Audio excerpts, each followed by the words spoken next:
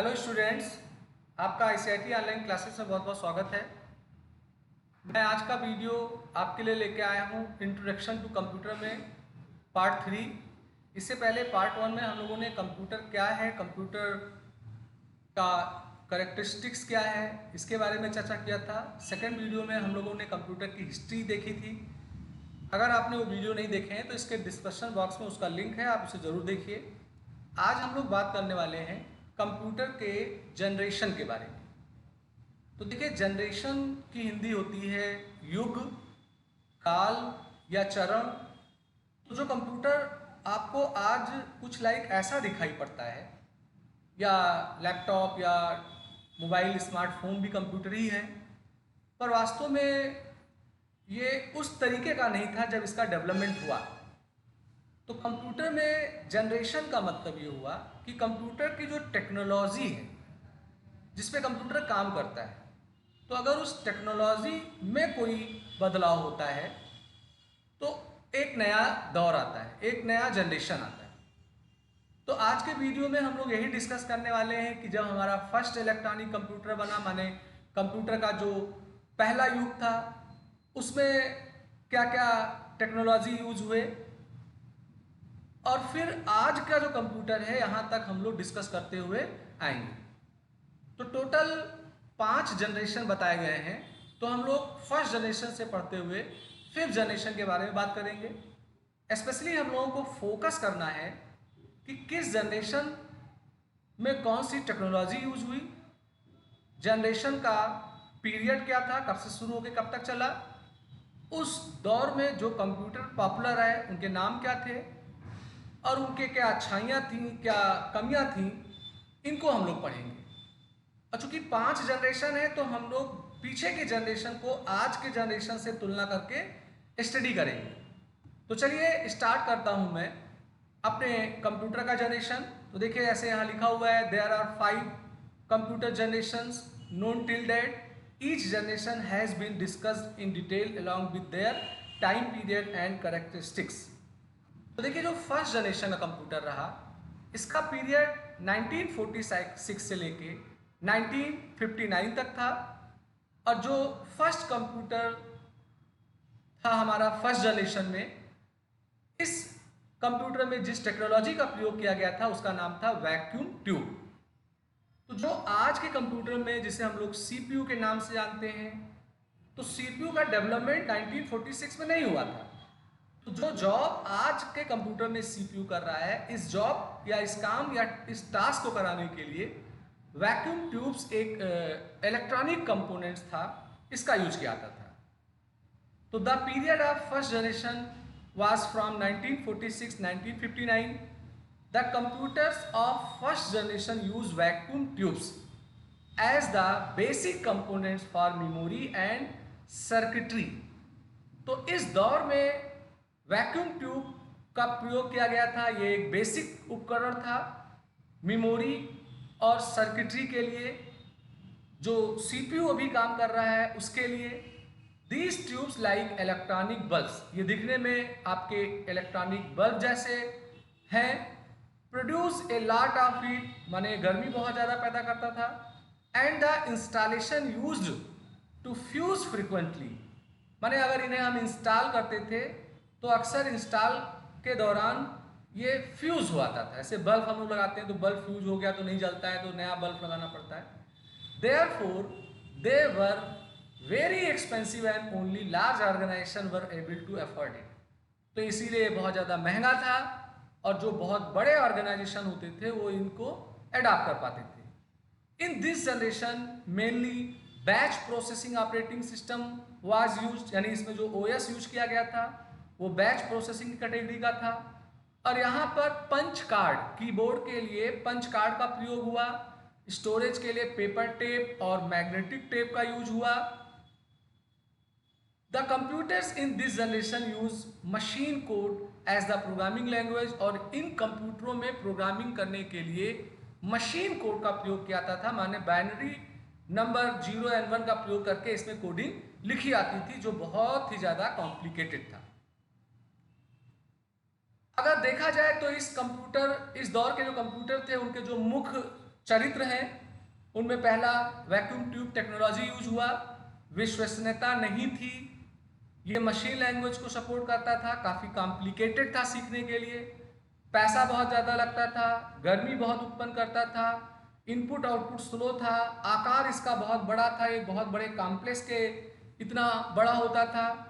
क्योंकि ये गर्मी बहुत करता था इसलिए इसके लिए एसी आवश्यक था।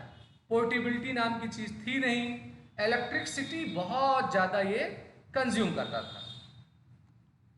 और इस दौर में जो कंप्यूटर्स डेवलप हुए उनमें एक एनैक आया, एडवैक आया, यूनिवैक आया, IBM इंटरनेशनल बिजनेस मशीन 701 आया, IBM 750 आया। और इसमें एनैक कंप्यूटर को हम लोग फर्स्ट इलेक्ट्रॉनिक कंप्यूटर्स के रूप में जानते हैं। इसका full form electronic numerical integrated and calculator था। और ये सबसे ज़्यादा प्रसिद्ध कंप्यूटर हुआ या सफल कंप्यूटर था हमारे फर्स्ट जनरेशन के दौर में। तो फर्स्ट जनरेशन में जो सबसे अधिक दिक्कत थी, मेंटेनेंस की दिक्कत थी, साइज की दिक्कत थी, कास्ट की दिक्कत थी, हीट की दिक्कत थी, लिमिटेड वर्क हम उस पर कर पाते थे, मशीन कोड में प्रोग्रामिंग होती थी। तो इस चीज़ को सुधारने के लिए एक नया कंपोनेंट्स आया, ट्रांजिस्टर। तो हुआ ये कि वैक्यूम ट्यूब के स्थान पे ट्रांजिस्टर्स का यूज किया गया। तो हम लोग दूसरे दौर में प्रवेश किए। इसका पीरियड 1959 से 1965 तक था। यहाँ प्रयोग किया गया ट्रांजिस्टर, जो सस्ता था, कम पावर लेता था, कम्पैक्ट माने साइज आकार इसका छोटा था, ज़्यादा विश्वसनीय था, ज़्यादा फास्ट था, फर्स्ट जनरेशन के जो कंप्यूटर्स थे वैक्यूम ट्यूब वाले उनके तुलना में। In this generation magnetic cores were used as the primary memory, यानी इसमें प्राइमरी मेमोरी के लिए जिस को यूज किया गया वो मैग्नेटिक कोर्स था। And magnetic tape and magnetic disk use किए गए मास स्टोरेज के। इस जनरेशन में असेंबली लैंग्वेज का प्रयोग हुआ और साथ साथ हाई लेवल लैंग्वेज के भी कुछ भाषाएं जैसे फोर्ट्रान, कोबोल का जन्म हुआ और इनका प्रयोग यूज हुआ। और यहाँ जो ऑपरेटिंग सिस्टम आया वो बैच प्रोग्रामिंग के साथ साथ मल्टी प्रोग्रामिंग फीचर्स को भी सपोर्ट करा। अगर इसके फीचर्स को देखा जाए तो इसमें ट्रांजिस्टर यूज हुआ, फर्स्ट जनरेशन की तुलना में विश्वसनीयता आई, फर्स्ट जनरेशन की तुलना में आकार कम हुआ, फर्स्ट जनरेशन की तुलना में गर्मी इसमें कम हुई और इलेक्ट्रिसिटी भी फर्स्ट जनरेशन की तुलना में कम आया, फर्स्ट जनरेशन से ज़्यादा फास्ट हुआ। अभी भी ये कास्टली रहा, एसी इसके लिए भी जरूरत रहा और इसमें असेंबली लैंग्वेज का प्रयोग किया गया। और इसके अंतर्गत जो प्रसिद्ध कंप्यूटर यूज हुए वो आपके सामने हैं। IBM 1620, IBM 7094, CDC 1604, CDC 3600, UNIVAC 1108, ये वो प्रसिद्ध कंप्यूटर हैं जो इस दौर में प्रयोग किए गए। पर एक संतुष्टि अभी भी नहीं मिल पाया था जिसकी कल्पना शायद जो जन्मदाता थे उन्होंने किया था। तो फिर इस पे काम हुआ कि कुछ और टेक्नोलॉजी आए जिससे एक portable device, fast device computer के रूप में यूज हो। तो वो दौर हमारा प्रारंभ हुआ कंप्यूटर के थर्ड जनरेशन में। थर्ड जनरेशन का पीरियड 65 से 71 रहा और थर्ड जनरेशन में IC इंटीग्रेटेड सर्किट का प्रयोग किया गया ट्रांजिस्टर के स्थान पे। IC जो होता है ये कई ट्रांजिस्टर, कई रजिस्टर, कई कैपेसिटर को एक दूसरे से एसोसिएट करके एक सर्किटरी बनाई जाती है और एक सिंगल चिप के रूप में ये होता है। तो ये मोर पावरफुल हुआ कंपेरिजन टू पीछे वाले जनरेशन के टेक्नोलॉजी से। IC को बनाने वाले पर्सन का नाम जैक किलबेरी था। This development made computer smaller in size, reliable and efficient. इसके आने से कंप्यूटर का आकार बहुत घट गया, एक डेस्कटॉप कंप्यूटर हमें यहाँ मिला, विश्वसनीयता बढ़ गई, उसका जो काम करने का एफिशिएंट था वो ज़्यादा हो गया। इन this generation remote processing, time sharing, multi programming operating system आए और यहाँ हाई लेवल लैंग्वेज का प्रयोग हुआ। जैसे फोर्ट्रान सेकेंड आया, इसका 4 तक वर्जन आया, कोबोल आया, पास्कल आया, बेसिक आया, एल्गोल आया, ऐसे बहुत सारी भाषाएं इस दौरान यूज हुई। इसके फीचर्स, आईसी का प्रयोग हुआ, ज़्यादा विश्वसनीयता आई, आकार छोटा हुआ, हीट कम हुई, स्पीड बढ़ी, मेंटेनेंस कम हुआ, कॉस्टली अभी भी रहा, एसी की रिक्वायरमेंट थी, इलेक्ट्रिसिटी कम ले रहा था और हाई लेवल लैंग्वेज का इसमें प्रयोग हुआ। इस दौर के जो कंप्यूटर थे उसमें IBM 60, Honeywell 6000 series, PDP personal data processor, IBM 370168, TDC 316, ये वो पॉपुलर कंप्यूटर थे जो इस दौर में प्रयोग में लाए गए। अब वैज्ञानिकों का काम होता है कि भाई लगातार शोध करते रहो, जो पीछे की चीज़ थी उससे हम और ज़्यादा एडवांस हों, और ज़्यादा हमें फैसिलिटी मिले।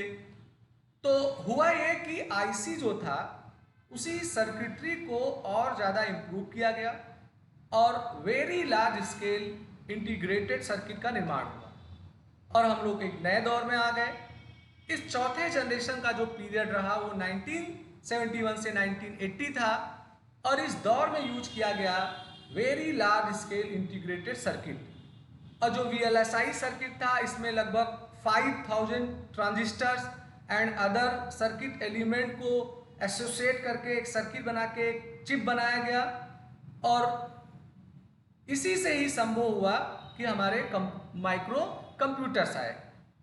Fourth generation computer become more powerful, compact, reliable and affordable.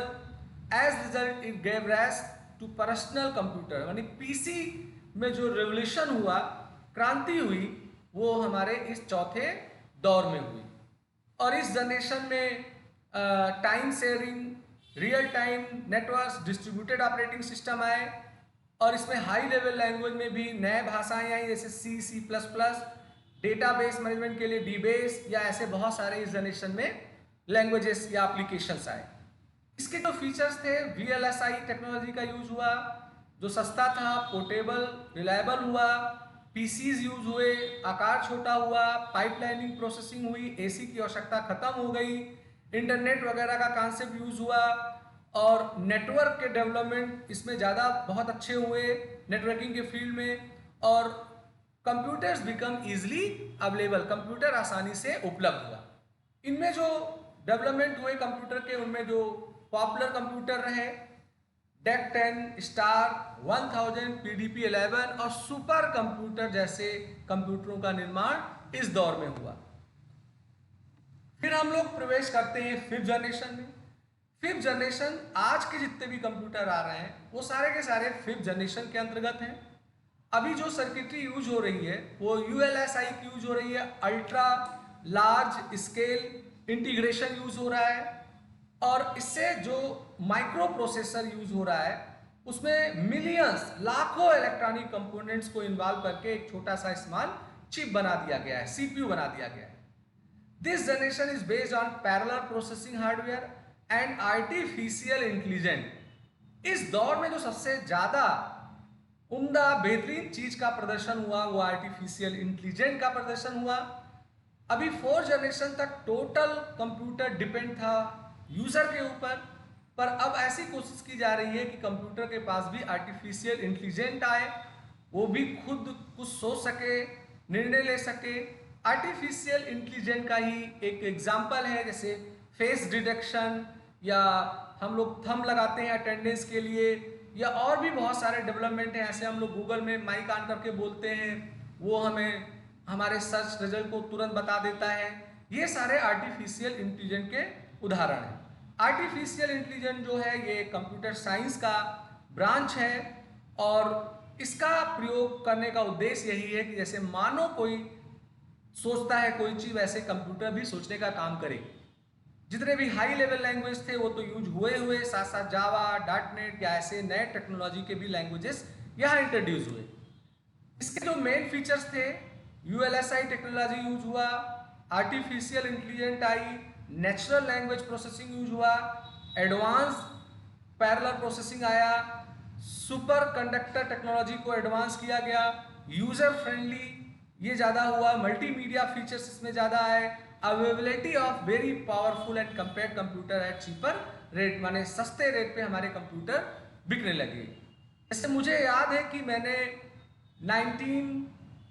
1997 या 98 में अपने लिए पहला पीसी खरीदा था। उस पीसी का जो कॉन्फ़िगरेशन था उसमें 4 MB का रैम था, उसमें floppy disk as a mass storage था, उसमें डॉस ऑपरेटिंग सिस्टम को यूज करता था मैं। वो 45,000 का मेरा कंप्यूटर जो था वो 95 या 96 के दौरान हुआ था। आज 45,000 खर्च करके हम i5 i7 जैसे प्रोसेसर के कंप्यूटर को इजीली परचेज कर सकते हैं। इस दौरान के जो कंप्यूटर्स हैं आप देख ही रहे हैं, desktop, laptop, notebook, ultrabook, Chromebook, ये सारे एग्जाम्पल हैं हमारे 5th जनरेशन के। तो फ्रेंड्स, मैंने आज के वीडियो में आपको 1st, 2nd, 3rd, 4th, 5th generation के बारे में बताया। इन जनरेशनों में हम लोगों ने टेक्नोलॉजी को देखा, उसके पीरियड को सीखा, उसमें जो कंप्यूटर डेवलप हुए उनके बारे में आना, उसके जो मेन फीचर्स थे हम लोगों ने उनके बारे में चर्चा किया। तो आज का वीडियो अगर आपको अच्छा लगा हो तो लाइक करिए, शेयर करिए, सब्सक्राइब बटन पे क्लिक करके बेल आइकन को जरूर लीजिए, जिससे मैं कोई नया वीडियो बनाऊं उसका अलर्ट आपको तुरंत मिल जाया करेगा।